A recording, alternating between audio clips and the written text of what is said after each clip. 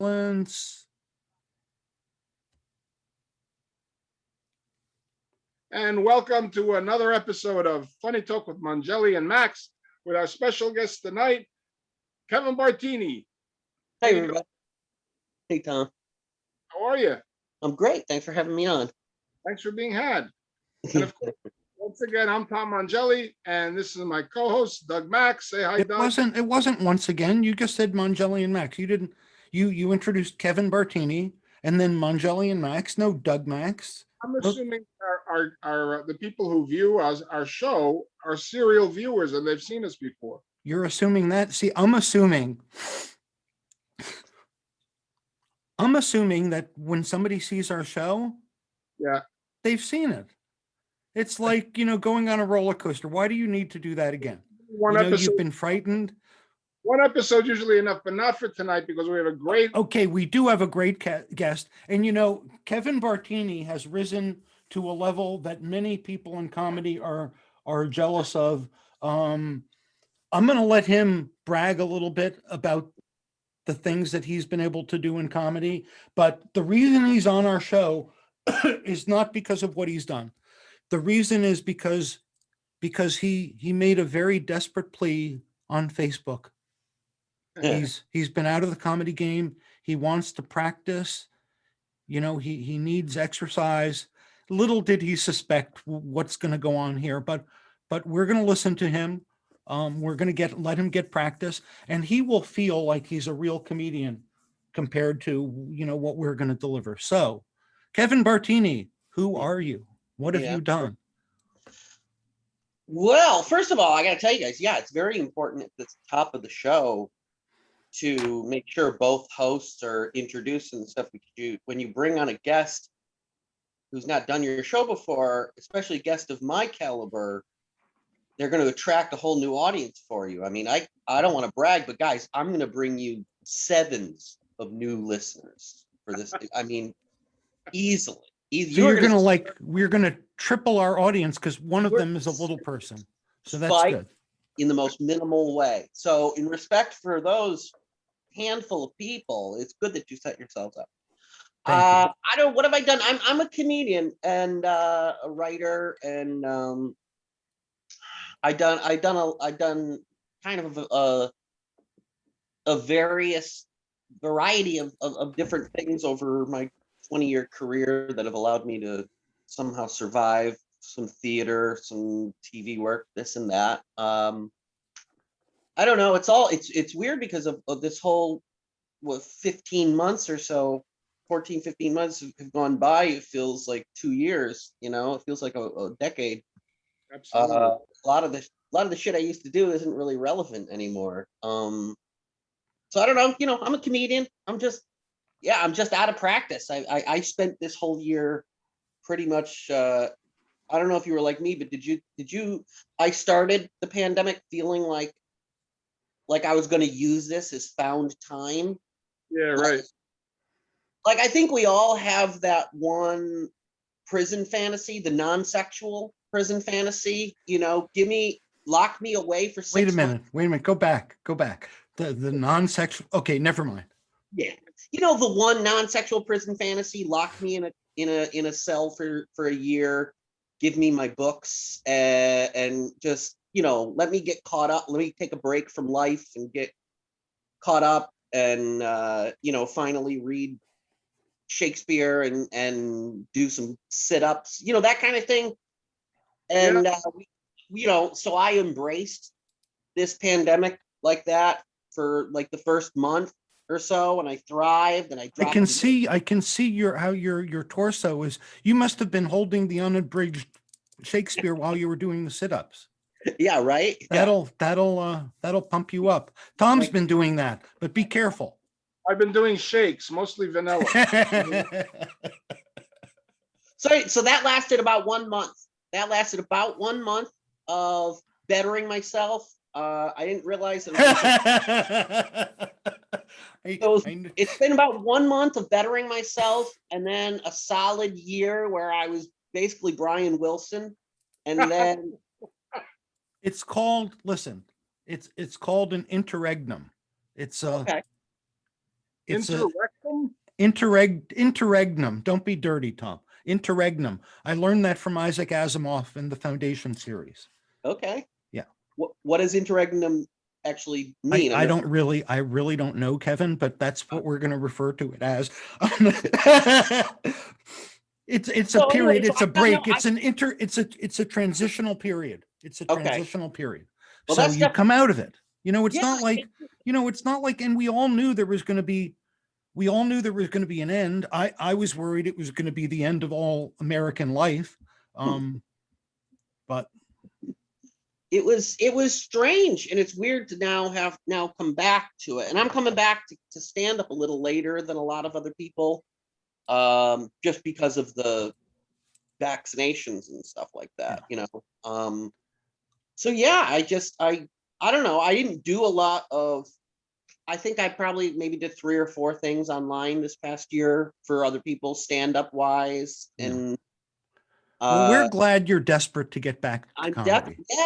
Yeah. It's so weird, like having to like put up that post you referenced on Facebook and stuff like that. It's like it feels like a whole new world out there. Well, I empathize, and you need to. There's no good.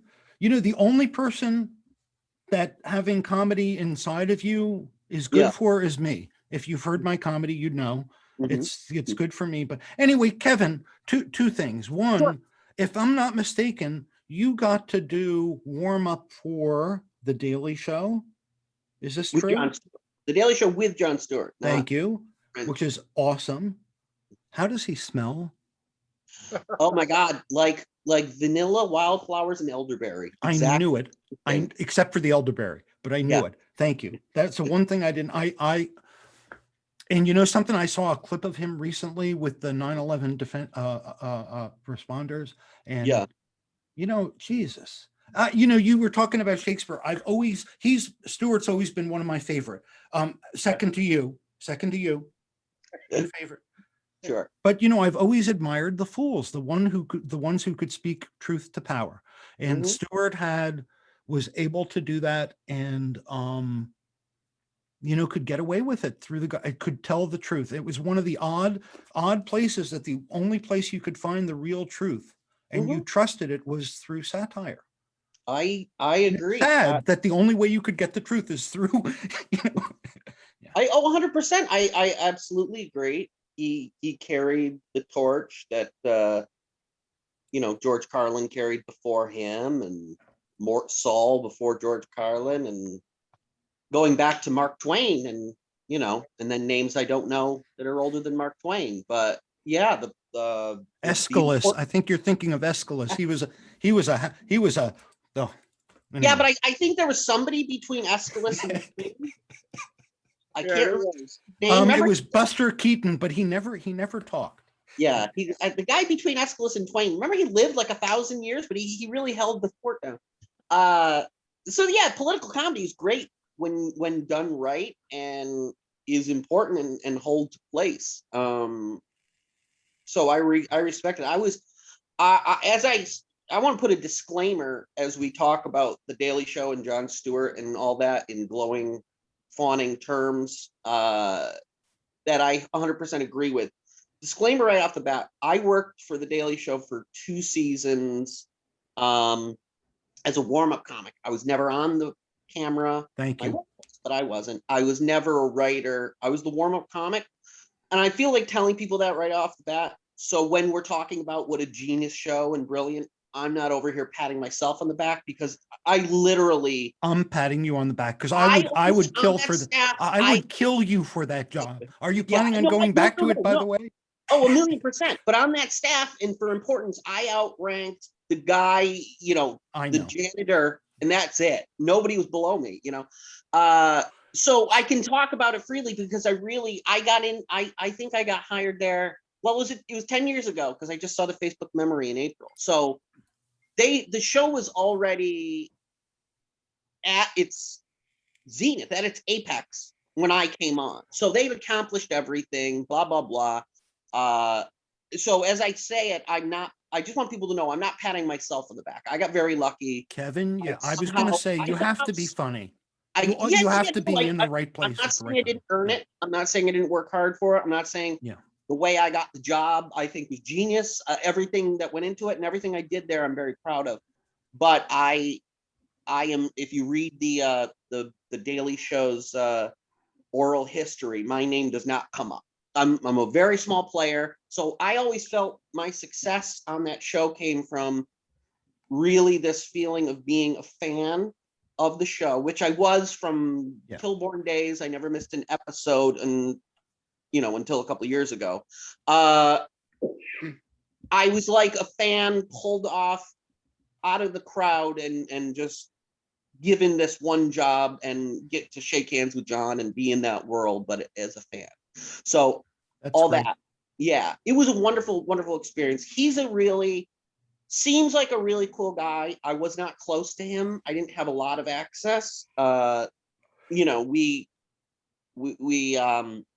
the way a show like that works when you're the warm-up comic is, I wouldn't even show up to the set till like 5 o'clock at night, right? For like a 6 o'clock taping.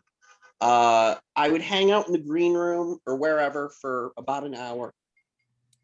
At some point, it's called starting the machine. And the machine for a show like that starts when they have finalized the last of the script. They did their run through, they've done their edits. Everything is finished and it's sent to the teleprompter to be entered.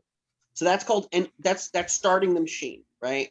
And that's kind of a 30-minute countdown. So when they start the machine, Jon would leave the rewrite room or wherever he was. He'd go put on the suit. He'd get into hair and makeup. He'd go greet the guests backstage and do all the stuff he had to do in those 30 minutes. In that time, they bring me out and I'm on stage and I do my thing. Then I bring him out and then he does the show. And then after the show, I don't even have to stay. If I didn't want to stay or I couldn't stay, I would leave. But then the show's over. Maybe I'd see him after for a moment or two, but we never hung out. We were, I'm going to try to fix that, Kevin, because I think that's wrong. Yeah, no, it isn't. I am a member of Bartini, I'm assuming, is Italian. Yes. And as is Mongelli, Mhm. the eye giveaway, Yes. Anyway, I am a member of the tribe. Not a good member, but I'm a member. So I'm going to Sure. write him a letter in Hebrew. Hope he Okay. can understand it. No, I had a wonderful, wonderful time on that show, and it was. I bet you did. It What was great. it like warming up? Did you do political humor warming up, or you left that to the show? No, just the opposite. Well, you know what? It's. I've said this in interviews before, but if you were doing stand up, warming up for Kenny Rogers, you're not gonna work the gambler into your act, right? You don't want to be touching anything that the show may be touching later. So I didn't touch current politics, current events, the news. You reference who's going to be the guest on the show. It was the majority of what I do as a warm-up comic is just crowd work. It's just being able to keep those plates spinning. And I thought you were going to say you can't touch anything but yourself. And so for 30 minutes. Yeah, 30 minutes of playing with myself up there. Sometimes it felt like that. Sometimes it felt like Tom, you remember when that wasn't such a bad set of mine. Remember, that was only 7 minutes, but. But before we go more deeply down this, thank you, Tom. I do want to bring up our sponsor, who makes the show possible for us. That's Jack Hoffman of J. Irwin Productions. If you want to put together a comedy show for either a fundraiser or a private party or a showcase in a restaurant, contact Jack at jirwinproductions.com. He's the guy to call, to contact. He knows all the comics in the area, North Jersey, New York. And don't worry, he won't put me on a show. He'll put Tom on, but yeah, you can request. You don't have to worry. You can request specifically no Doug Max. You just order number 3 on the comedy menu. That comes with fried rice. But anyway, Jack, he's a great to work with, and he puts on great shows. even the one that that Doug was on. But the way you contact them is you email jack@jirwinproductions.com. That's what you do. And if we find out you had a comedy show and you didn't write to jack@jirwinproductions.com, we're going to find out where you live, send you like flowers every week and make you feel horribly guilty. And you'll never do that again. Yeah. Okay. And So- that's how we thank our sponsor here, Kevin. Awesome, man. It's better than what we congratulations used to on do. having a Sponsor. That's amazing. Just having a sponsor is a great thing. I think I know Jack. I don't know that I work for him, but I think we're Facebook friends. I recognize the name. You know, Jack knows everybody. So Jack do stand up too? Would he have been? He doesn't No. do stand up too. Okay. no, Name and him. lying down or standing up, you can't tell the difference with him. He's roly poly, Oh, okay. like Tom. No, he's a huge. He's always been a huge comedy fan. Yeah. Retired, and he started producing shows. And actually, before he started producing, he was one of my bringers. Ah, okay.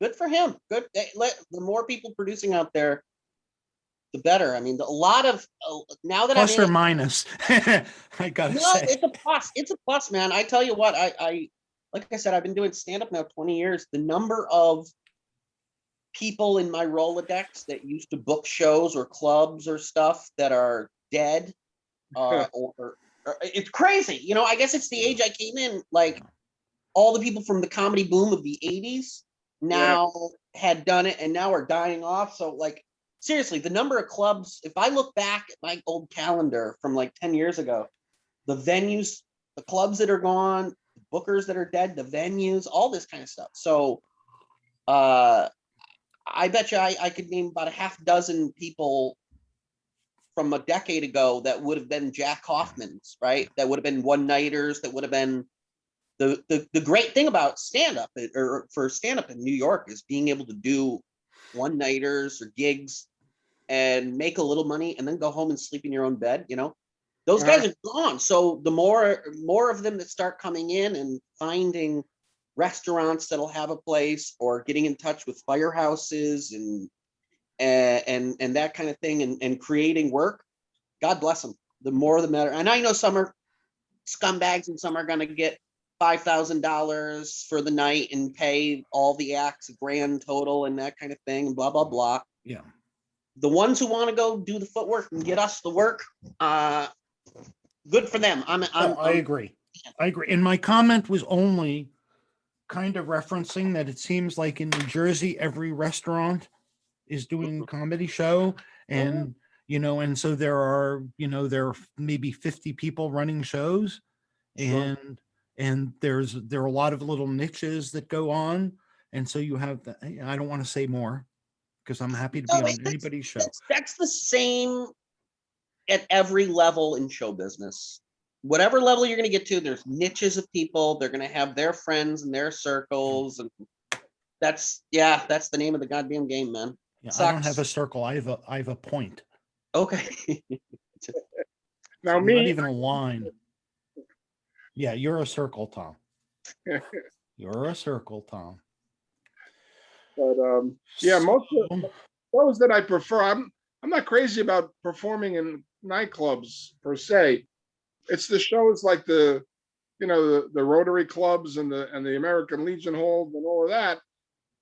I think it's a win-win because one, you don't have to worry about bringers. They supply their own people, and they pay better.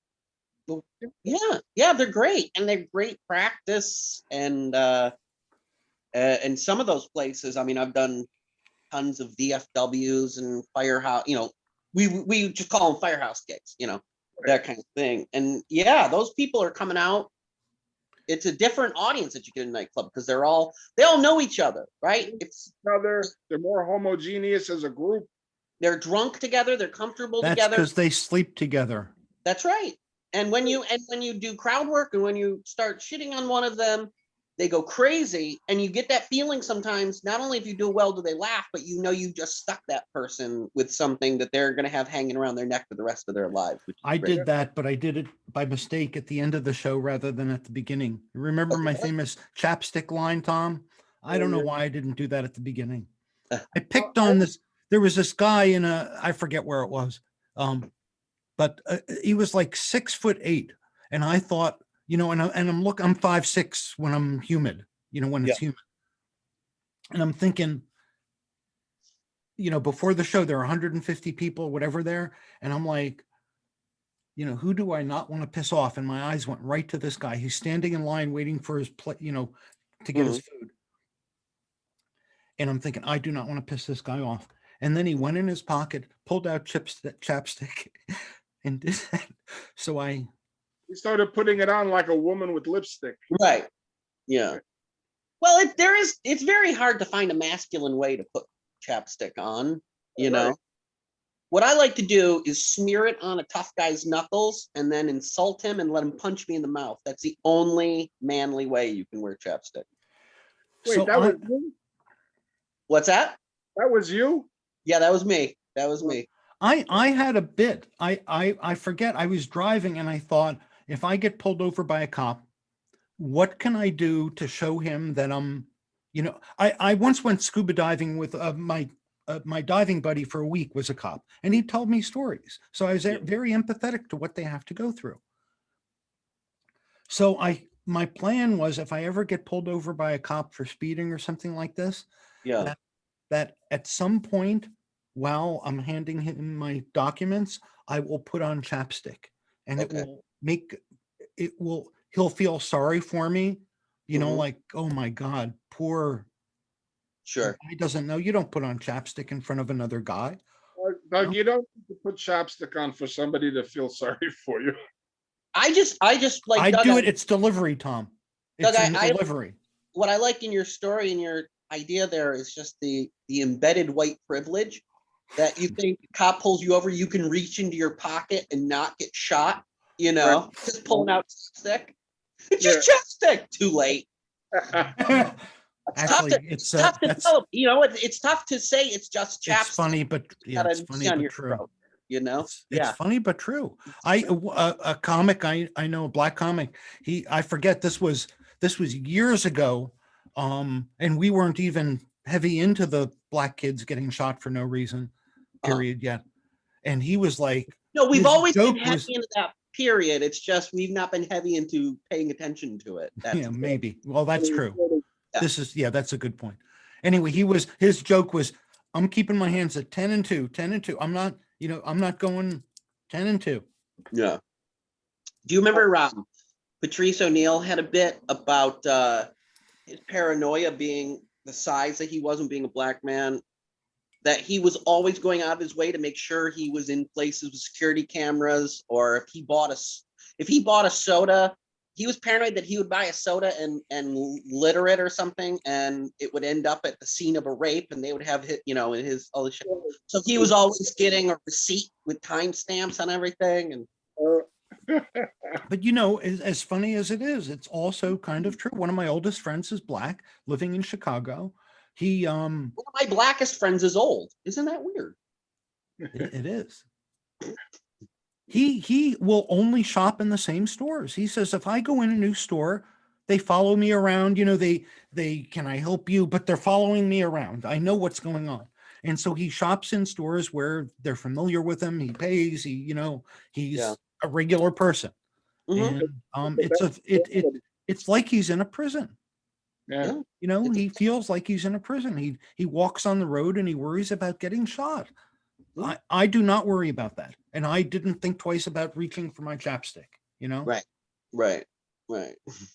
So what kind of comedy are you preparing for the post-pandemic comedy world, Kevin? I don't know. Honestly, I don't know. Well, this is your opportunity. You said you wanted to practice comedy. We've got No, another half an hour, and go. It's not about practice as much as just kind of blowing dust off a little, which I guess is practice. But I don't have any new bits written and material. I'm gonna go into stand up for the next couple of months in the way I went into audience warm up of crowd work, just play around and see what comes out. Because I really can't over stress how far away I removed myself over the last year from everything. From like I was saying earlier, like I only did like those Zoom comedy shows like a couple of times because they just I didn't like the feeling of standing in my room doing stand up. It felt Yeah. so masturbatory, and there's no Well, getting you're supposed to be doing that at the same time. I thought we covered that already. It's, if you're not having fun, why would an audience have fun? right. But at the same time, once I got mentally out of being a stand-up for a year or so, I wasn't thinking in the world of, oh, that could be a bit, or oh, that's something I said, I should write it down. So for me, I'm not coming back with a new hour of material. I'm gonna kind of go the other way of let's just crowd Nothing. work, play. That's my way. Yeah. Nothing. Yeah. I'm just gonna do crowd work. So like I said, like I'll come up with a new 20 minutes just having done crowd work. Something will come up, ideas, bits, and things. So I'm just going to remind you, because I'm clearly older than you. I Yeah. know I'm older than Tom. Mhm. It's like riding a bicycle. I know people say, a lot of people in comedy say you got to exercise your muscles and keep, and I agree with that, but you've been doing it for 20 years. You've got muscle memory, you Mhm. know, you're mostly making sense tonight. So we think your brain has survived the pandemic. Yeah. So, It's you just gotta, and the other thing, I used to teach presentation skills for corporate America. Mhm. My favorite tip, to give all those speakers that were nervous about public speaking, Yeah. they'd always worry, oh, I'm going to get out of order. I'm like, the audience doesn't know what you have to say. Mhm. You know, It's true. they It's true. see you, they have no idea. You could be staring at them for 10 minutes and Mhm. saying nothing. And It's true. you'll get a laugh. I know. Yeah. Oh, I'm not worried about it at all. Yeah, no, I agree. It's like getting back on a bike. I've taken breaks before. I did until I got married and went on my honeymoon in 2009. I had spent a decade in the clubs here in New York and I can't tell you before my honeymoon that I ever had a stretch of more than 2 nights in a row where I didn't perform. And usually Wow. it was less than that. I mean, it was multiple spots a night going around and doing that kind of thing. Yeah. Without taking time off. And then I got married, so my honeymoon there was probably 2 weeks. That was my first significant break, 2 weeks or so. And then did you do any comedy on on your my honeymoon inadvertently and get in trouble for it? no, Wow, no. you're a smart guy. You're smarter than me, because I get grief about it all the time. Well, I tell you, one time it happened. My wife and I took a cruise. It wasn't our honeymoon; it was just a vacation, and it was on the cruise. They had a comedy night for the guests, which are worse than open mic. It's worse than Now that I've spent a year performing, or not a year, but 9 months, whatever it was, performing on cruise ships, and having seen one or two of these, how terrible it was. But I hadn't done anything in about probably a week, any stand up, and I wanted to do the thing. I wanted to go and do a spot on it, and my wife got legitimately pissed. She was like, "No, you're gonna go in and you're gonna pretend you're not a professional, and you're gonna crush, and you're only gonna do that because then you're gonna walk around the ship like a celebrity the rest of the time and get it." And so I ended up not doing it. So there's no no comedy for me on vacations. That is a big bone of contention for us. It's if she comes on the road with me, if it's only to cool towns, right? So if I take her to Vegas or Miami or somewhere like that, that's still not a vacation because I was technically working, so that doesn't count, So she's not into that. Hmm. Do Now, do book a few shows at cow and pig slaughterhouses and insist your wife comes with you. And Oh from that day on, when you go to Vegas, no, go to the slaughterhouse, honey.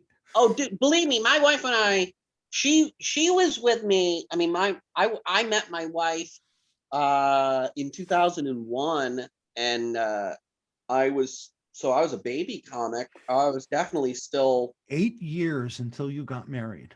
yes. I'm doing the math. I've been with my girlfriend 6 years, so we'll get back. We'll come back to that. I've been with his girlfriend 7 years. Yeah, we waited a long time. We had no problem with that. But I was just past open mic status at that point, when she and I met, and we were babies. I mean, I was 22. So she would come on the road those first couple of years. We would do road gigs. She'd come to some, it was Bananas in Poughkeepsie, which is gone now. I took her up there for an overnight for 2 days. And when I was 22, 23, I didn't have a car and I wasn't old enough to rent a car. So my first 5 years of road gigs was all about trains and buses. And Wow. so we get to Poughkeepsie, which is only an hour away from Manhattan. We do our shows and I'm done at like 10 p.m. and there's nowhere in town to get a bite to eat. There's no food. We had our dinner at the 7-Eleven next door. We had ho-hos and ring dings and shit for dinner. Then the next day, we're supposed to kill time. We were just going to go to the mall down the road. We called for a taxi to pick us up, and the guy didn't show for like 2 fucking hours. We called another taxi who scoffed at us for calling that other bunch of jerks, and then didn't show up. So we sat for 3.5 hours in the lobby of a hotel until the desk clerk got off her shift and felt bad for us and gave us a lift. Oh, wow. So that was when my wife made the decision, and that was probably about 2003, that she was going to be so much more selective with the towns she comes to and visits. And she now has a level of style and comfort that she expects when she travels with Team Bartini because of that one gig. So Well, yeah. she's, plus she has her That own might, life, her some own of career. that is ingrained in the Mhm. female in any case. Yeah. But a story like that is, is a good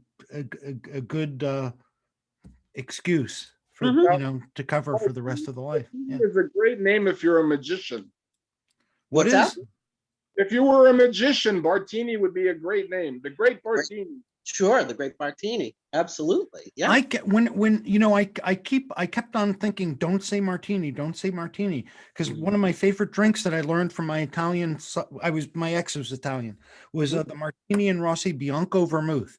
They have it in Italy over ice with a slice of lime. I met a martini, a relative of the Martini family, who would come to the U.S. for love. I don't think it worked out, but No. he told me, I never knew this, that the martini, the drink, was invented so that the Martini and Rossi would have a market For their vermouth. for vermouth. And so Yeah. they invented the cocktail. The first cocktail was the martini. Vermouth Yeah. is big in Italy. My last name is Bartini, which I always just tell people like the cocktail with a B. And I'm sure there'll be more, but there was a comedy club at one point that's no longer with us that had the Kevin Bartini martini on their, they made me a drink and put it on. So I thought that was a nice thing. Nice.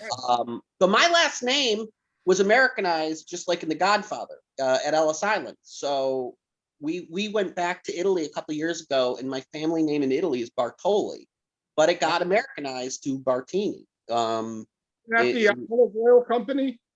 What's that? Isn't that the olive oil company? Bartoli? Bertoli. So yeah, Bertoli olive oil, and then one of the 4 families. My family all goes back to Lake Como, and so there was 4. Nice. My 4 great grandparents, let's say, their families all came from there.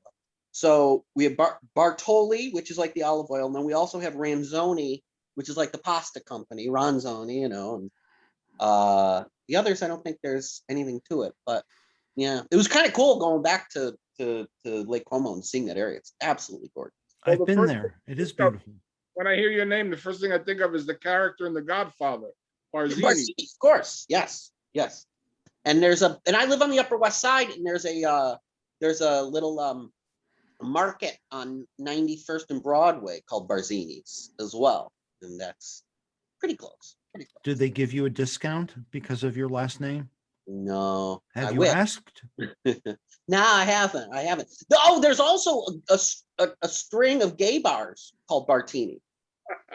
Those are the ones Doug's familiar with. Hey, I had no idea, and I've never. And there's actually, I guess there's one here in Manhattan, and I know at one point they had a comedy night, but I've never been. you think But there's a gay bar in New York City? I don't know. called Bartini's, called Bartini. Oh, Yeah, okay. Called Yeah. Bartini. Okay. yeah. And they're I don't know if they're a chain, but they're all over the place. And I googled, when you Google Kevin Bartini, on like the first 2 or 3 pages are all me, but once you get past that, you start to see the things where some dude named Kevin performing at the gay bar Bartini's and stuff like that. Yeah, I want it one day. I'm going to go to one. I'm going to find one. It's And gotten to the. I want to see if they have like the cocktail napkins with their logo on it. Like, I think that'd be cool as shit, You're gonna steal some Bartinis. Watch out. Uh-huh. Now, I'm not familiar with your act. I don't think we've ever worked together, right? I don't know. I know your name. We may have, we may not have. I don't know. It's so hard to say after 20 fucking years and you're on Facebook and everybody's in different. I recognize names again and again, and I can't remember if I've worked certain people here and there. So we can say we haven't, but chances are at some point. If you've seen Tom's act in the last year, your head would still be like bobbling. Oh, well, I should tell you that I wouldn't know you from your act. I don't watch other comics, so I was going to ask you. We're going to be performing when the June 24th, I think, and I don't want to do jokes that you're going to do. So do you? I have some Italian jokes that I'll probably go into. No problem there. About growing up Italian. No, I have nothing like that. All right. Yeah. No, do whatever you want. See, I have the opposite rule. The rule I place on myself when I'm warming up for a TV show is how I, got on my way to avoid anything that the other, that the show would talk about. But when I'm doing comedy and people are opening for me, I don't care what they talk about, what they do, if it comes close to anything in my act, because I'll just not do that in my act. I have to. And if I actually take it as a personal challenge. If somebody starts because if I'm doing an hour and I'm planning to do a lot of crowd work, you still have that little skeleton of, well, I got this bit and that bit, and this will take me to that. And if all of a sudden you're up there and you're doing something similar, now it's like, oh, okay, we got to shift and we got to make a change. Right. I remember. It's like that scene in The West Wing right before Bartlett's going to go out for his debate, and so what's her name? His wife cuts his tie at the last second. It gives you that little energy of like, whoa, shit, I got to change things up. So when somebody does, Channing. No, Stockard Channing. Stockard Channing, yes. So it's that same thing. I like that energy. If somebody does something close, I just have to change it I up. remember early on, I was maybe in comedy a year and a half, and I had 6 minutes, maybe, whatever. Yeah. And I was at a show. I wasn't on it, but I remember between the comics, one had done something with a dog. I won't tell you my dog story. One had done something with their dad, or anyway, they were doing material that was like, it was like a perfect storm against me. And I would have been able to go up and do it because my material is different than theirs. But, at the time I'm thinking, oh, they did a dog. I can't do a dog. They did, avocado. I can't have an avocado. People think I'm stealing, I didn't. Right. Yeah. Now I don't care. Yeah. I realized nobody steals. The only time they stealed my comedy was early on at Gotham. And, oh, yeah. And they weren't jokes. They were only premises, because I didn't know a comedian was supposed to make people laugh. I thought I was just supposed to tell them funny stuff and they would laugh on their own, No, it's a little different than that. I gave them the premise. That was funny. Yeah. They didn't put it together. Right. Anyway. And then I know what that is. You had the idea for a premise and you did it and tanked, and then a more seasoned comic in the back of the room was fucking like, Here's actually how you turn it into something, and that's what happened. Yeah. And another comic told me, Doug, you're too, you've only been doing this for 2 years. You can't do a joke about God. I'm like, what? Joke about whatever you want. Yeah. Doesn't matter how long you can get away with it. You can sell it. Yep. This was a comedy instructor that turned out to be a sociopath and a moron. Stop. that Yeah, teaches no, comedy. really, they're out there. Dude, one of the things I did do this over this year is I actually taught some comedy writing to a group I did, and it wasn't my idea. It was weird. I was just asked in the same day by two different people to do it. So I let one of them set me up and we started doing it. And so I've been doing a little, but that was always the thing, like teaching comedy and stand up is oftentimes the guy teaching it is doing that because there's no other way he can make money in the industry. You know something, I taught, I did 6 classes at my local library. I thought it would be fun. Uh-huh. I was in 5 years, and basically the entire class was, please don't do comedy, don't do comedy, don't, Yeah. it's if you either have to do comedy, if you have to do it, but I mean, please yeah, don't. 5 years in is way too early to be teaching. I remember watching. I mean, I've taken classes and I've had some really good teachers. When I started, before I even moved to New York City, my teacher at Stand Up New York was Lisa Lampanelli, who wasn't famous yet, but was really good. So I had her, and then I did a seminar with Eddie Brill.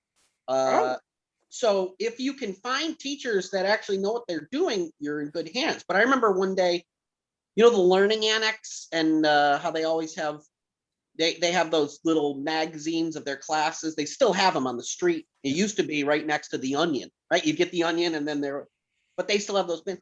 And if you don't know what it is, I mean, you can take a class in everything from TV VCR repair to poetry writing to whatever. And there's always a comedy thing. And I'm flipping through, and when I saw who was teaching the class,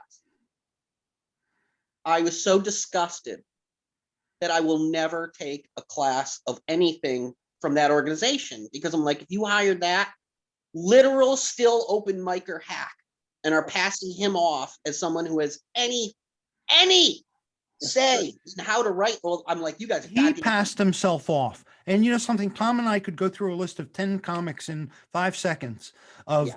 people who have all the bravado of a comic. Mhm. And they are so cool about how great they are and how often they kill.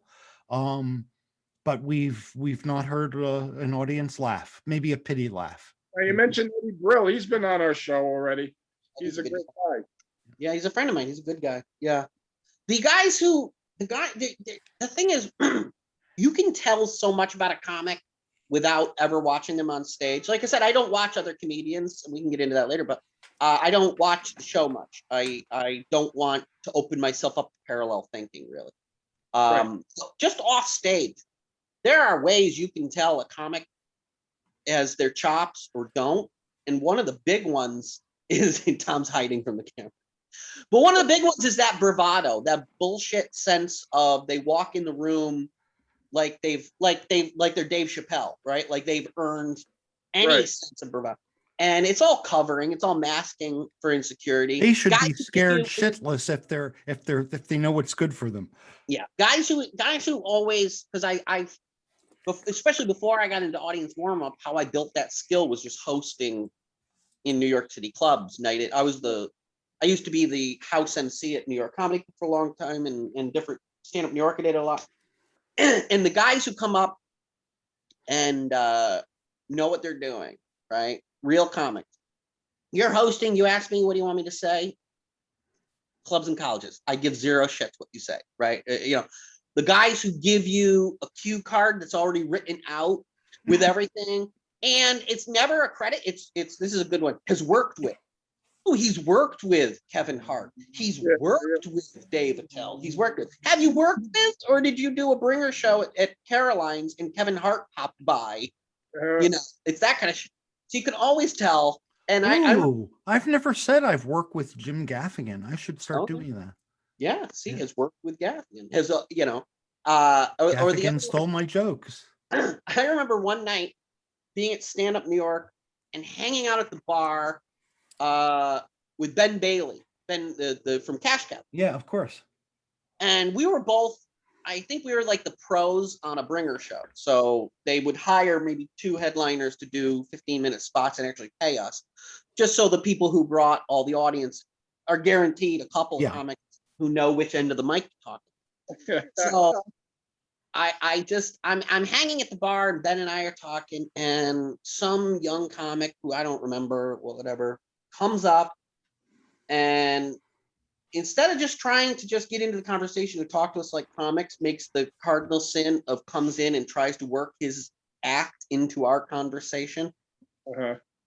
And is trying to change the conversation to his act. And at one point I was a little drunk, and I just turned to Ben, and I right in front of this guy, I go, Ben, do you remember how long were you in comedy when you finally got confidence to realize to do your act on stage and then to shut the fuck up?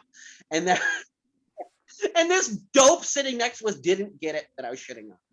There's a lot you can tell about a comic and how seasoned and how far they are along by we're also, you probably know comics too who are comedians when they're doing stand-up, but get them off stage for 5 seconds and they're like, they don't have a sense of humor anymore. And I could fall into that category very easily. Yeah. We don't like you. This has been Funny Talk with Mongelli and Max, and we don't remember what's your name again? If you come down to it, I'm definitely not a person. I'm definitely a person who can turn it on and can turn it off. I can do. My wife marvels at this to this day. That we'll say we're at Broadway Comedy Club, and I'm going to be going on. So we're in that little back storage area that doubles as a green What's room. in the boxes?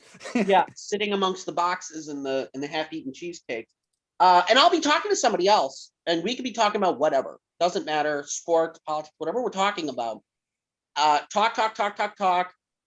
I hear my intro.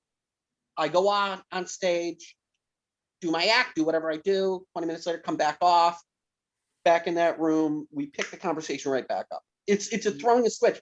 So I'm definitely not a person off stage who feels the need to make everybody laugh, to be the center of attention, to do any of that. I'm if you see me, I'm that way off stage, but never on. Yeah, no, I'm totally not. I'm very much. I just chill. I think probably somebody who didn't know me would think I'm very shy or aloof or something like that. Or I'm not that way. And so I think a lot of acts that way and appears that way, but he's not that way. So audience. Yeah. No, in real life, I'm not. And people ask my wife, that's one of the more naive questions she gets. It's like, so do you just laugh all the time? You must laugh all the time. And she's like, no, that's his job. Like when he comes home, yeah, I'm funny sometimes, but I never feel the pressure to turn it on or anything. So I'll tell you why I feel the pressure is if somebody, like if I'm out in public in a restaurant or whatever, and they don't know I'm a comic, yeah, I'm you wouldn't know I was a comic. Let's put it that way. But if I'm someplace where they know I'm a comic, I feel compelled to make them laugh. I don't know. Tom, you should make your comedy more like mine. You wouldn't feel that compulsion. The pressure would be off of you, buddy. Yeah, I just feel like life would be too exhausting if I was always on, or if I felt that pressure somewhere else to be. I don't know. It's like the Bob Dylan lyric, right? It's my work. They say I do it for pay, and when it's all over, I'll just as soon go on my way. That's how it is, Well, so I got into comedy late in life, so I did it because I needed it. Okay. And I'm ostensibly retired, so I don't have to worry about money, thank God. Yeah, I started young. I mean, I think the first time I stepped on stage, I was 19 or 20. I dropped out of college and I started stand up. Yeah, when I was like 20, and I looked at it like those first 8 years. I looked at it like college. Like I didn't worry about the debts I was accruing on my credit card. Those were my student loans, and I didn't worry that I wasn't making a lot of money, that kind of shit. But that was my college. That was my education. So I did that for a good long time. Never let the industry see me. Just grew the talent, incubated, and then took off. And now, as a result, I'm in it 20 years, and I too live within my means, so I don't have to work. I'm not in the position anymore where I'm worrying about money on a day-to-day. Am I going to make rent this month basis? I'm not rich or comfortable even, but you know, I somehow can consistently make a living at it. And that's, And it's very rare in the, it it's really very rare. is. It It's really very is. rare. You People gotta, don't understand the comedy is it's probably easier to become a professional ball player than to make a good living in comedy. Maybe something like that. It's probably close to. I don't know well, how many teams there. I don't follow sports, so yeah. well, A football team has what, a 53-man roster. So there's what, probably about 700 players in the league, you know, and all the different sports. You know, I think I agree with what you say. I think one of the important things is being able, and this is something I've had to do. First of all, understanding what it means to make it in this industry. I, you know, have made it by most anybody's standards. I've made it. I don't have to work a day job. I don't have to set my alarm clock. I do comedy. I get paid for it, and I'm happy. So I've made it. But to a person who doesn't know, it's like, well, I've never heard of you. I don't know who you are. You know, you're not selling out a theater. You're not selling out the Garden. and You're that's not. the majority of comics in the country. That's what they think, and that's what they think, right? They think that you're not. You're not Chris Rock. You're not famous. Oh, you're not. You know. Oh, well, when are you going to be famous? Why aren't you famous? It's like, well, that's nice, and sure, it'd be great to be the Bill Burr level to go sell out all these theaters and shit like that. But the reality of the business is, at any one time, there's only maybe 5 or 6 guys who are currently going city to city selling out theaters. Right. There's only one Jerry Seinfeld, right? There's only one, there's only one Jerry Seinfeld, one Dave Chappelle, and then there's everybody else that's in the level of Bill Burr and Larry the Cable Guy and all that can go sell out the Garden and shit like that. And then after that, the drop down is the next level down are the guys who are consistently selling and doing the improvs and the comedy clubs on the road and make their living at that. And so you've gone from 2 guys at the top to 5 to maybe 200 down, and then you get down to the next level where I am, which is can do other comedy clubs and can do other things, but people don't know who the fuck you are. So, but I've made it. I don't need a day job, but I'm nowhere near that level of anybody else. And the only reason I made it is And because then there's the level that Tom is at. Yeah. And then far, far below that. Yeah, dude, no, 100%. There's I'm here. The thing is, when you think about the number of people who call themselves comedians in the world, we're not talking about just New York City. And like we talked about that Facebook post where I'm like, I don't even know this industry anymore because it's so many new people and all that constantly.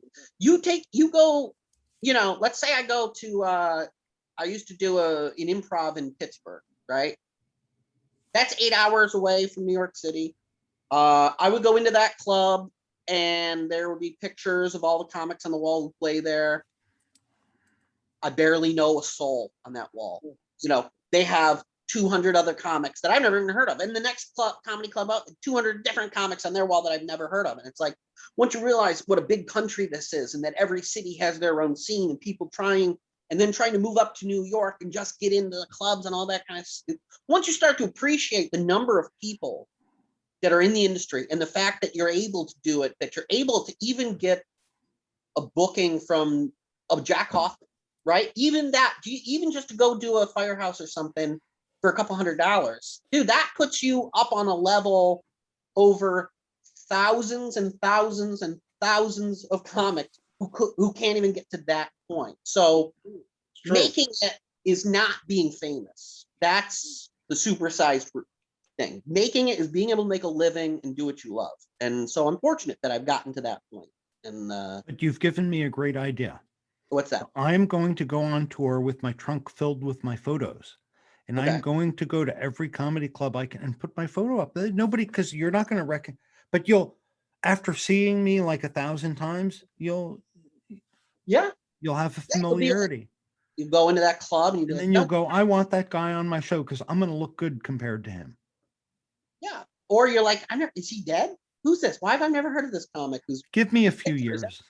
His picture's in every club, but he's not on. He must have died in the 80s. I wonder if he had a cocaine problem. It'd be like that. Yeah, Doug and I were both bucket list comics. I was 50 when I started. I would have loved to have started like when you did. In Yeah. fact, when I was in college, I was a freshman, and I just started to go to the comedy clubs. I was going to the Improv a lot, and I attempted it wasn't an open mic. It was kind of like a showcase. The guy I knew's cousin owned a restaurant or a bar. Mhm. I was the only comic that went up. I had never done it before. At that point, I had never seen a live comedy show, and I bombed so bad that it took me another 30, 40 years for me to even attempt doing comedy again.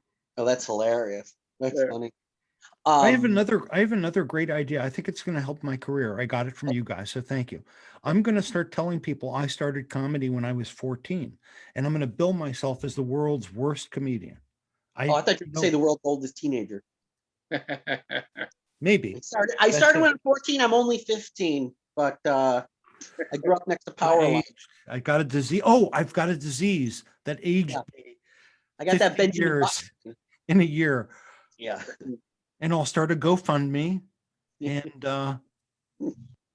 But it's brave. I tell you what, you guys who start comedy later on in life, I think that's super brave. I think it's, because the way I went into it was so calculated. I started at 20 when I didn't have a girlfriend, I didn't have a wife, I didn't have kids, I didn't have a mortgage, I didn't have shit. And so I had very little responsibility. So I could fail, and I could have failed and moved back home at 22, gone back to college and something like that. So I did it without a safety net, without something to fall back on. But I was young. But to start and to grind it out when you're 50, to be going out and for me, it was catharsis. The day Yeah. I got my divorce papers in the mail, I booked myself on a new talent night in 2 weeks, and I got it all out of. Well, I didn't get it all out of me. I'm still getting it out of me, but it's pretty much out of me. But I mean, just the idea, like I'm 42 now, and the idea of like going out and doing that part of the job I'm gonna have to start doing again, which is just hanging out, night in and night out, going to a club, being there, even if you don't have a spot, just so they see your face and that kind of. That's a young man's game, man. It was no problem when I was 23. Oh, I heard the story. When I'm 22, 23, I'm like, I would be going out to bars trying to meet girls anyway. So I'll just make a comedy club bars, and it's part of the job. But now it's like, boy, it's super comfy here in my apartment and all the things I've got and my nice big TV, and I gotta do this shit again. At the age you're at now, you mentioned you're not working a full-time job like Doug. Well, Doug retired, but I'm still working a full-time job. So I'm doing that 6 days a week. I'm trying to get out there 2-3 times a week. Mm-hmm. We do the podcast. So it's like, it's a lot. It's not easy. It's a lot. Listen, if this is a burden for you, Tom, we can end it very easily. We can end it like in 5 seconds. Funny talk with Max. Yeah, I was fortunate not to have to go too long into my career with the day job and stuff. I think I was about 22, when the last time that I had like an actual day job. But I just remember, man, I was temping and I was doing that kind of shit, but just you go out, and I would be out to the clubs till 1, and I wouldn't get home till like 1 in the morning, and then I'd have to be up at 6 to get to some silly ass office. So can I ask how your family might have reacted to your deciding to drop out of college and become a comedian?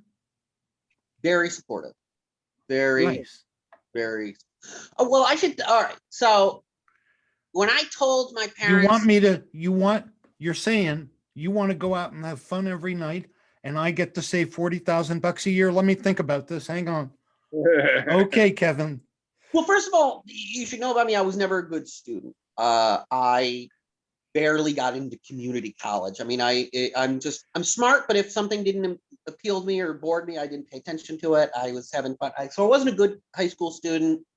I never saw myself as being a college person so it's not like it was go to Georgetown on a full scholarship or go do open mics in New York City. I didn't really have to. I was doing community college for like 2 years, a year and a half or so, and then we had a tough time, and my younger brother died, and that sucked. And that was the day though where I kind of had this epiphany, which was I was going to become a stand-up. I wanted to do it since I was a kid. Then I gave up on that for a while, that idea, because of Banya on Seinfeld, because of the idea that would be you. that, yeah, the idea of bombing in front of strangers never scared me. You never. know, there's still a comic that I swear hates me to this day because I saw him. It was one of my first acts, and I saw him bomb horribly. Mm-hmm. And I might have said some comment like acknowledging, He's Banya. kind of. But Yeah. anyway, Well, 8 well, the years idea- later. Just the idea, not that I would bomb in front of an audience, but the idea, the thought that there are comics out there that other comics don't respect. You know, the comics I respect don't respect. To fail in front of strangers would have been fine.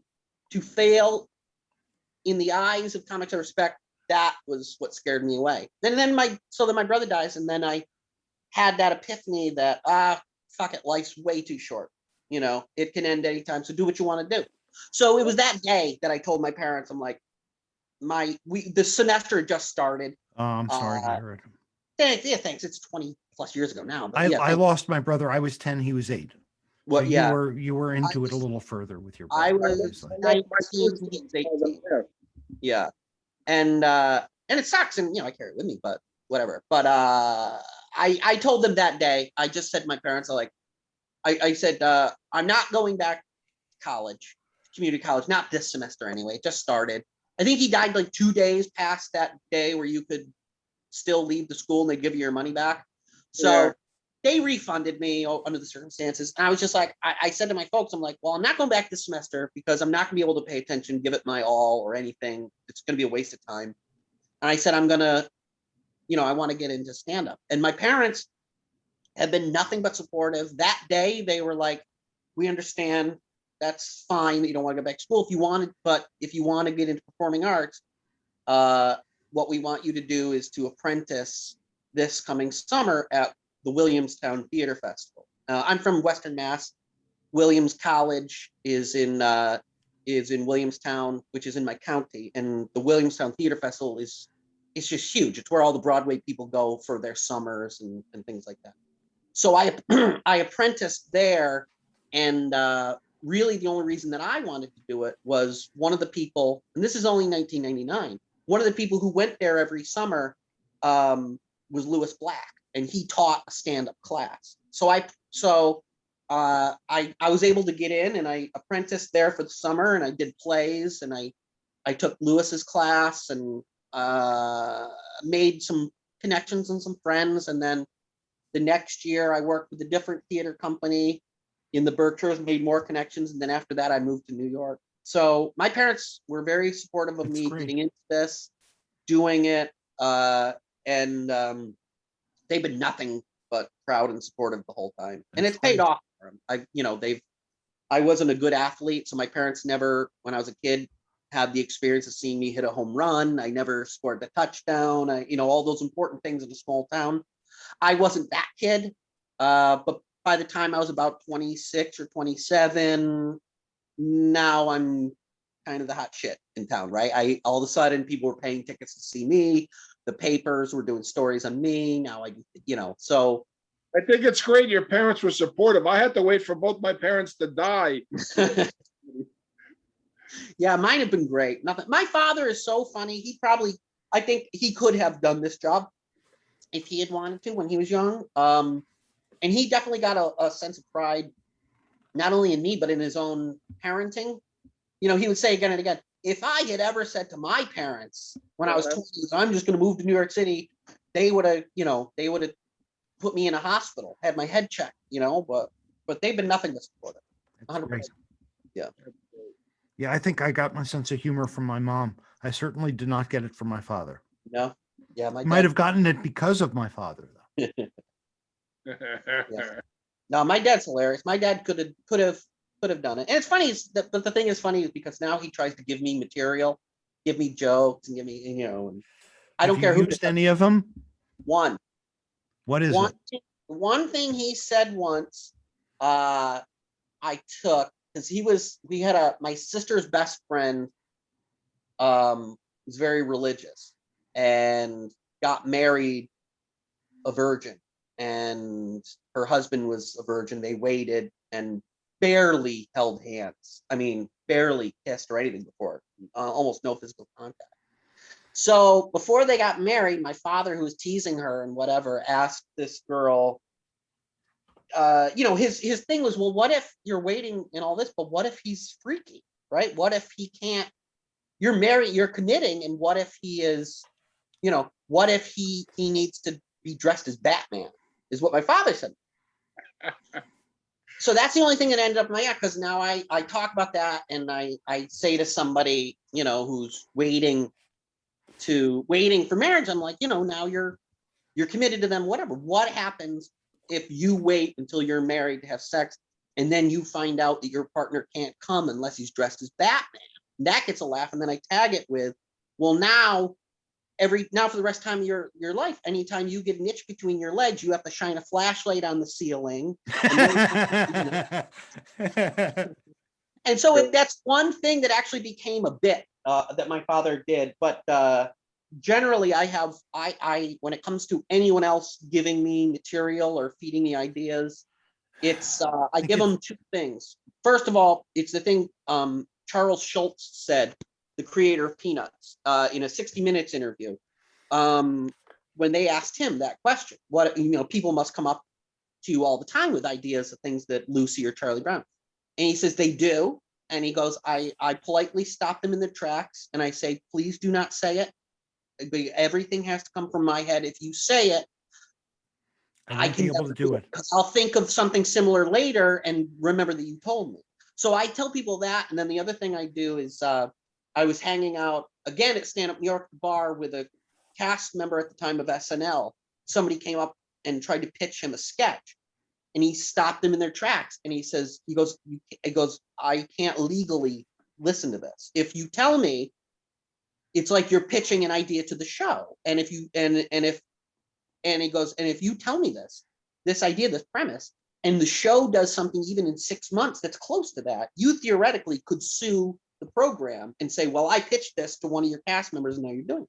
So I stop people right away. And it's the reason I don't watch others stand up. I don't want to have parallel thinking. I don't want to have that thing that happened with, because I do so much crowd work and so much off the top of your head. I don't want to have that thing to happen with like Robin Williams, where everybody called him a thief as a stand-up. I don't think he was a thief as much as that he was planning to go steal something. I think it was more, if you hear somebody do something, have a premise, have a material. You may think it's funny, you may think it's not, but it's in there. And a couple months down the road, you forget where that premise came from or that punchline came from, and you think it's organic to you. Oh, actually, it's not. It's something that Doug Max said when he was opening for me, or Tom said when he was doing this with me. So all of a sudden now am I a thief? Now did I just rip you off? Now, oh shit, I realize it. Now I can never do it again. So I'm much more in all those situations. Just keep it to yourself. Don't tell me. I don't want to hear it. I don't want to hear your act. I don't want any info. It's all got to come from here so that I can be comfortable in that moment if I want to ride off the cuff, that I'm not ripping somebody. It's a good way to handle it. Yeah. I normally will just thank people because, I don't have to worry about, SNL getting sued. So, no, that's, I don't. Whenever they do it, I will, of course, never. First of all, it's almost always jokes. Like, tell this joke. Yeah. And there are only a couple jokes I tell, and I will when I'm desperate. I've got them if I need them. Or it's super racist or sexist or something. A number of times, I don't know what it is about. I don't think it's just me. I think this happens to most comics, but it makes you wonder, what the fuck did I just do on stage? What happened in my act that somebody come up to me afterwards at the bar, lean in with a joke, here, you can use this, and then they open it, dropping an N-bomb or something like that. I was like, it's alcohol. Yeah. It's like, possibly mixed with sociopathy. I think so. I think so. What some people think that I would do on stage is crazy. Well, just look at the country, what some people think. We know what some people think. We know what, you know, Oh, of course. we know what tens and tens of millions of people think. Now, So And I that's hate, the I challenge. studied psychology in college, and I've said this Yeah. a million times, and it explains 99% of human behavior. IQ is normally distributed. So there's Yeah. an average of 100, and the standard deviation is 15. So the first standard deviation contains 34% of the population. So 84% of the population have an IQ of 115 or lower. Mhm. It also means that you've got 15% of the population with the IQ of 85% or lower, who look up to our former president and think that guy's smart. Listen, there's no joke. If you go look back at approval ratings and that kind of thing, if you look at anything Trump or anything George Bush, those guys never hit an approval rating. They always had a solid 30 something just to begin with. You could never, he could literally, he was right. He could shoot someone on Fifth Avenue. That 30% is not going to abandon him, those morons. And of course, And now that's why the entire Senate is frightened of him, because they want that 30%. yeah, and they've just been given a megaphone now, thanks to the internet and thanks to 24-hour news, that their opinions seem to matter, and it's terrible. And that's the new quandary we have going in here. Also, is like, I Yeah. feel like I don't want to go do shows to promote myself on compound media. I don't want to. I would never. I've turned down Fox News. I would never appear on them. I don't want to go out of my way to attract those people as my audience, because on some level, whatever it is that I have, whether it's a talent that's God-given or it's something that I built myself, either way, I don't want to share it with you. If you think it's okay for kids to be locked in a cage, fuck you. I don't want to make you laugh. I don't want my gift to make your life better. Maybe that makes me a bad, selfish person, Yes, but it that's does. right. It's So okay. I'm gonna go All out our and- guests are bad, selfish people. Yeah. So I would go out of my way to find the audience that is more like-minded and all of that. But there's another, like, can I just say the other way to look at it is by being a little neutral and being approachable and connect with these people, you have a greater chance to influence them through comedy. I remember Jim Jeffers doing a great joke about gun control. And he said, if you're a legal gun owner and your reason is for safety, if you're holding a gun legally and a burglar comes in your house at 2:00 in the morning, you're like, you stay right there. I'm going to go and unlock my gun. And just hang on. I'm going to unlock the bullets. Just hang on. Just you stay right there, sir. I'm going to, Yeah. Oh, yeah. He's right. and you do gun control humor in any audience, you're going to have, well, I don't know where he was, Ohio, anywhere, but in maybe New Jersey or California or New York, you're going to have, the audience is all going to be against you. But if you can make them laugh, you can make them think. I mean, I agree in that. I mean, look at my personal politics and view on the world as it developed.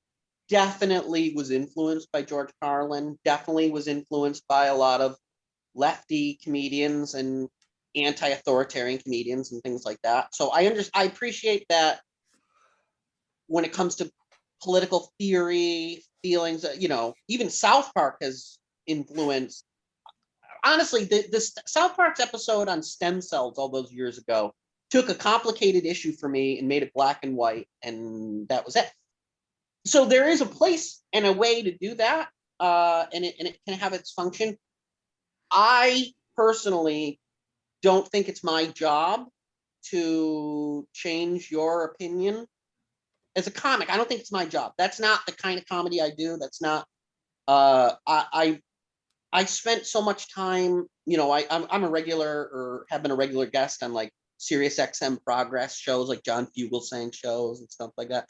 And I'm in the world of progressive comedians and stuff.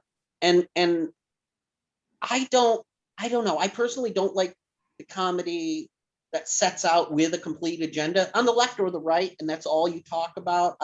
I go into it, first of all, even back before we were so splintered. If you start talking politics, you're going to cut your audience in half right off the bat, make it harder on yourself.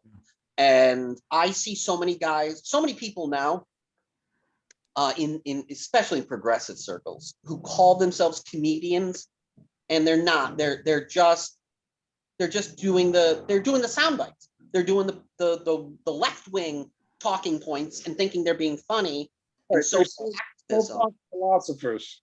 yeah, they're not, and it's not. And so for me, I don't want to change. I'm not setting out to change the world for better or for worse politically or whatever. I'm not doing material that is overtly political. There's always a couple of jokes in my act. I mean, I remember even doing audience warm up.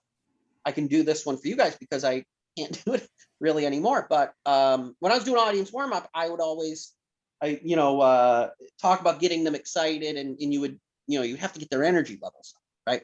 So one way is to get people clapping and get them clapping about things they agree with. So how many people are here from out of town? How many New Yorkers? Those kind of things, just to get them started.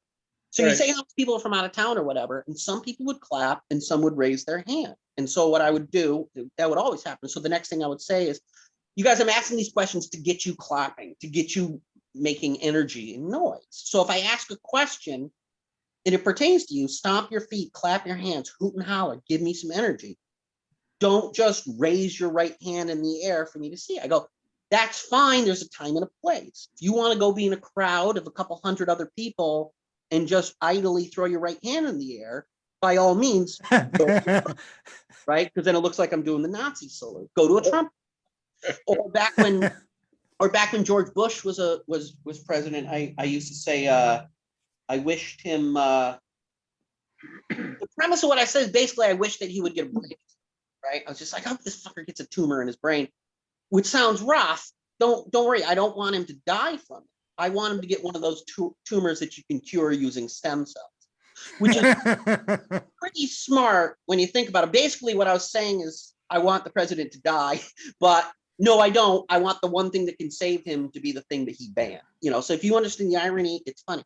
So those little things I'll throw in there, so you'll know in my act that I hate these guys, that that kind of shit.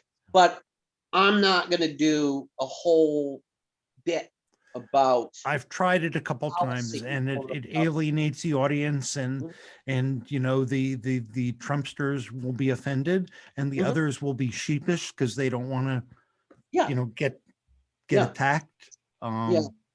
So listen, they pay to come and laugh. That's the one thing that they have in common. And that's my job. And especially when you're doing shows that are firehouse gigs, like we were talking about, you're going to get those people. Absolutely. And your job is to make them laugh. And that's what I'm paid for. And I'm a professional. So I put it to the side. I did all these shows on Royal Caribbean cruises.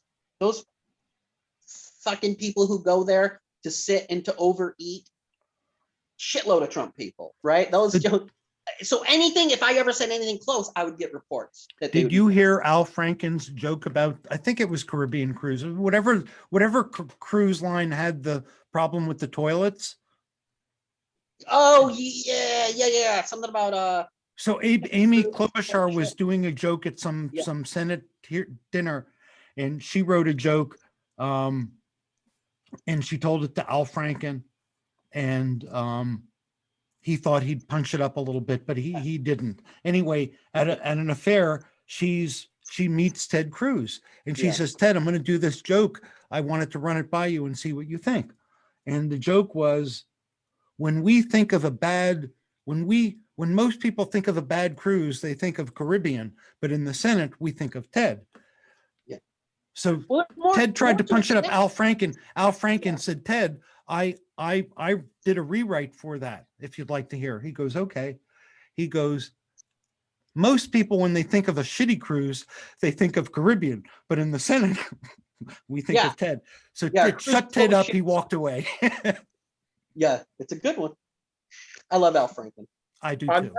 And I used to love Kirsten Gillibrand, but I'm in the same.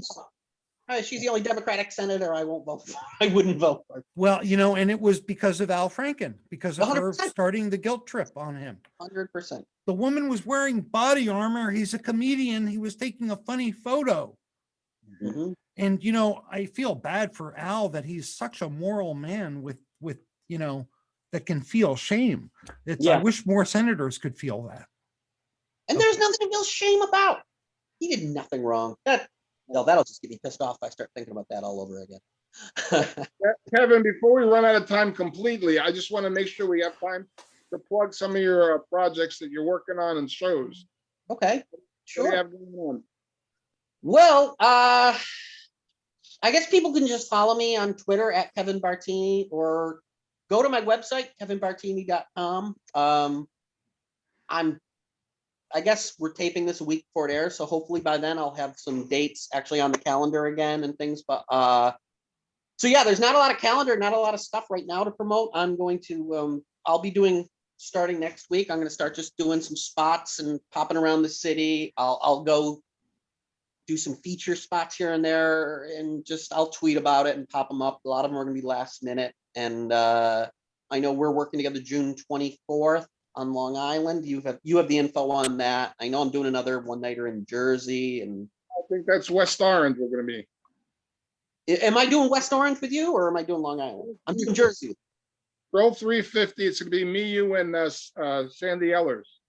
Okay, yeah. And then I'm doing another one, pretty much a very similar gig, Long Island. A lot of those things. So I'll be popping up.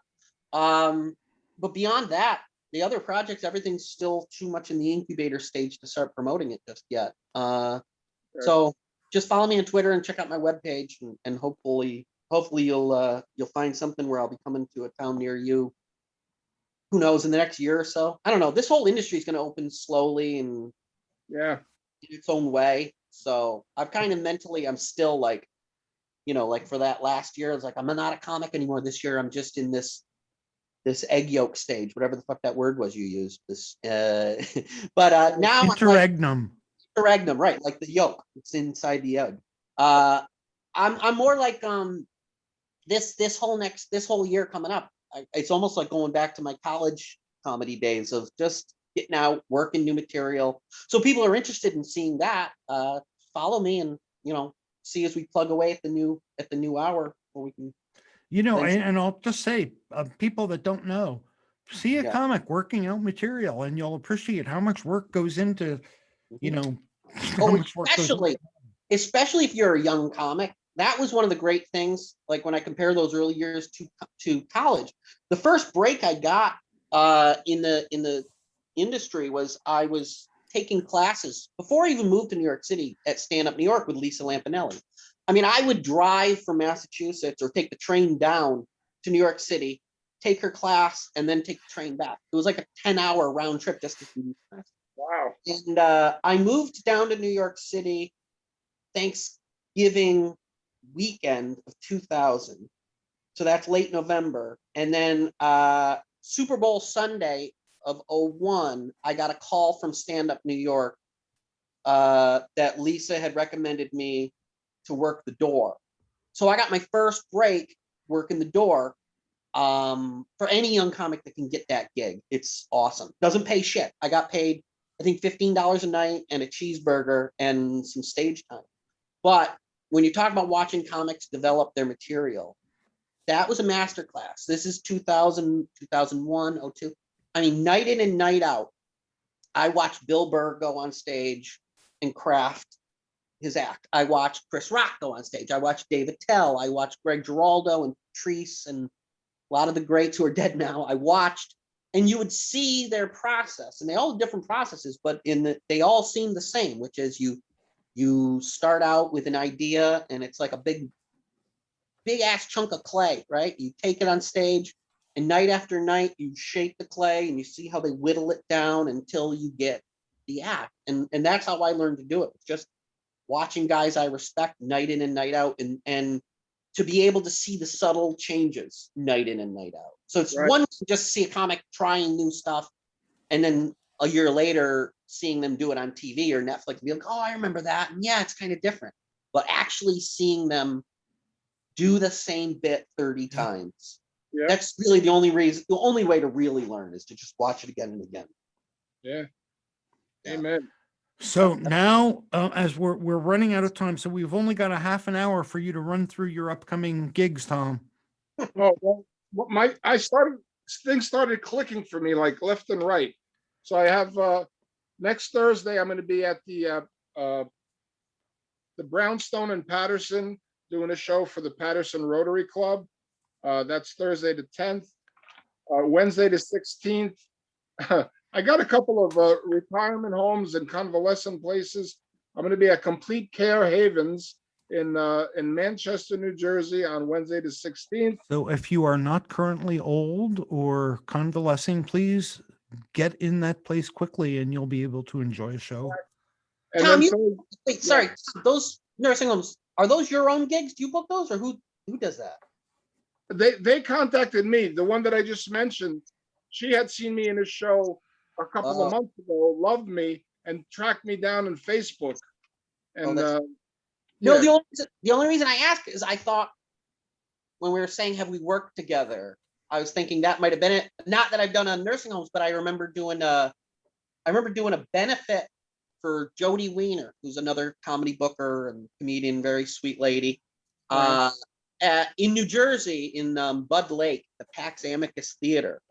Okay. And I remember there was about a half dozen comics. And one of the other comics on the show, afterwards, we were having dinner at a diner and started talking about how he books nursing home gigs and asked if I wanted to do some and that kind of thing. So when you just started saying that, all of a sudden I was saying, wait, is Tom the guy who was talking to me about? Because that's the only time I've ever otherwise heard about doing, senior centers and stuff. Yeah. All right. So we're gonna Sorry, be back to your. we're gonna be together on the 24th and at Grill 350 in West Orange. And then Saturday, June 26th, is the Acme Screening Room in Lambertville, New Jersey. That's a benefit. And looking forward to that. And then July, I got a few other ones. Saturday the 10th, it's a private party in Point Pleasant. Saturday the 17th of July is the Polish American Club in White House Station. Friday the 30th, I just picked up another adult community in Toms River. So things are starting to happen, and I'm happy because I was so beside myself this whole past year. It's been driving me nuts. That wasn't you beside yourself. That's you. You should stop eating so much. Anyway, Well, you're going to ask me what I've got coming up? zip code. You're going to ask me what I got coming up, Tom? What do you have coming up, Doug? So, Tom, what day is today? June 1. So, June 5th, You're going grocery. Piscataway, I got nothing. June 7th in Rahway, beautiful Rahway, Yeah. at the Cavatelli Diner. I am not going to be there. Okay. The 13th, I will. I'm trying to make myself We get feel the better. idea. I'm We get trying. the idea. Oh, I know. No. Oh, no. Oh, and then I've got a number of private parties coming up that unfortunately none of the New Jersey comics will be able to attend and see me perform. Those are coming up on May 13th, 14th, 17th, 19th, 21st, 23rd, 27th, 29th. Going into September already, private parties. Forget if you got something public, don't even ask. I'm so busy making so much. I'm cleaning up. Oh, wait a minute, the phone. I want Gotham? you- No, I got a private party that night. Fuck. Everybody, every fucking comic comes on our show, Kevin. Everyone comes on our show. The next week, we're recording our show. Oh, I got a gig to perform with Kevin Bartini. Oh, I got a gig. Every one of our guests comes on and books Tom. It's like, what am I? I'm going to stop putting the show up online is what I'm going to stop doing. Don't feel pressure. This has been, for some reason, Funny Talk Funny Talk with Mongelli and Max. with Mongelli and Max and Kevin. It's really been nice. Kevin Bartini, look for him online, Twitter, kevinbartini.com. He's got a Facebook page. Instagram, all that fun stuff. He's an exceptional comic, hungry for comedy. Please book him after you book me. He's hungry for comedy. I'm just hungry. Yeah. So anyway, You guys have me on, man. Thank you. Jack at JR1Productions.com. If you want to put a comedy show together, he's the guy to contact. I cut you off. What'd you say, Kevin? No, I was just thanking you for having me on. This was a lot of fun. I'm Yeah, glad we that's- could do it. And you have an open invitation. Whenever you want to come, just let us know. No, you keep on saying that. He doesn't have an open invitation. We have a calendar. We book people. Right. Well, listen, I don't want to, don't give me an open invitation yet. Let's just see how this plays out. Make sure I come through with those sevens of people. first. I want to make sure we're putting some money in old Jack. We Hoffman's normally pocket. require it a 7, but we'll let you come back on if you bring us, a cat. That's It's not a a cat. Blue's show, don't worry. But we need a photographic evidence of the cat watching us.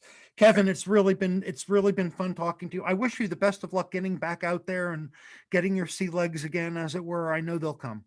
I know Yeah. they're there. My C legs and my C words. They're all going to come out on stage. Careful with the latter. This So I has look been. forward to seeing you both in West Orange then on the 24th. Yes. Well, I might come just to watch Okay. because nobody's going to want me to do comedy. If you saw my comedy, you'd understand. You might like it, but the audience is there. Yeah. I go back so far. I used to play West Orange when there was a Rascals there.